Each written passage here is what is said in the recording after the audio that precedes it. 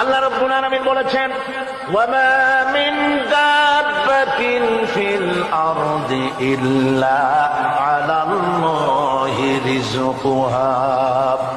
এই পৃথিবীর বুকে এমন কোন বিচরণশীল জীব নাই যে জীবের রিজকের দায়িত্ব আমি আল্লাহ আমার নিজ হাতে গ্রহণ করি নাই। সব জীবের রিজকের চাবি আমার হাতে। কার হাতে? তাহলে ভয়টা কিসের? আপনার একটা পেট, তাই নিয়ে এত চিন্তা। অথচ এই পৃথিবীতে আল্লাহ পাক বলেন অসংখ্য প্রাণী আছে যাদের কোনো সঞ্চয় নাই। শকুন, শকুনের মরা গরু অনেকগুলি ব্যাংকে জমা আছে নাকি? কবে কোথায় একটা মরা গরু পাইছে আর খোঁজ নাই, খবর নাই। ওগুলা কি না খাইয়া মরতে দেখছেন রাস্তায় পথে ঘাটে? সুবহানাল্লাহ। অসংখ্য প্রাণী এভাবে দুনিয়া আছে। আল্লাহ রাব্বুল আলামিন বলেন যাদের কোনো সঞ্চয় নাই, যারা কোনো সঞ্চয় করে না, এ ধরনের সাপগুলি, শিয়ালগুলি, বাঘগুলি, পাখিগুলি, জলচর প্রাণী, স্থলচর প্রাণী আর অন্তরিক্ষে মহাশূন্যে উড়ে বেড়ায় যে সব প্রাণী, এ ধরনের শত সহস্র কোটি কোটি প্রাণী, তারা সকাল বেলায় খালি পেট নিয়ে বেরিয়ে যায়। খালি পেট নিয়ে সকাল বেলায় বেরিয়ে গেল, আবার সন্ধ্যায় যখন বাসায় ফেরে সমস্ত প্রাণীগুলির পেট আল্লাহ রাব্বুল আলামিন ভরে দেন। সুবহানাল্লাহ।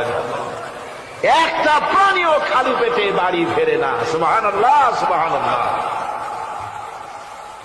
অথচ তাদের কিন্তু জন্ম নিয়ন্ত্রণের ব্যবস্থাও নাই।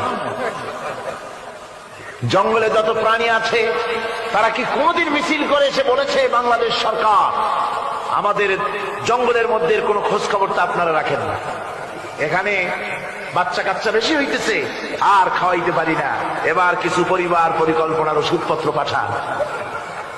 কোনদিন বলেছে? বলে নাই, বলবেও না। কে খাওয়ায়? আল্লাহ পাক খাওয়ায়, আল্লাহ পাক খাওয়ায়।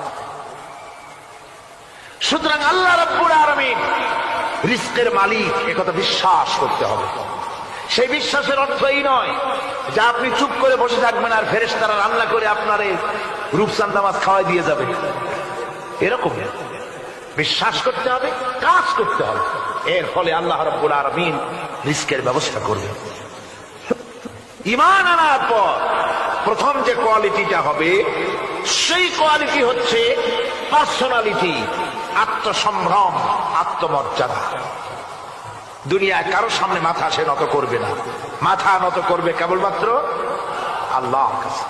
সে বিশ্বাস করবে খাইরিহি ওয়া শাররিহি মিনাল্লাহি তাআলা, ভালো মন্দ সব কার কাছ থেকে হয়?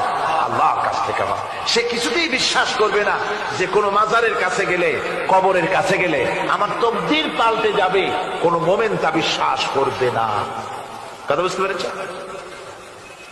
ভালো করার মন্দ করার সত্তা মালিক আল্লাহ সুবহানাহু ওয়া তাআলা।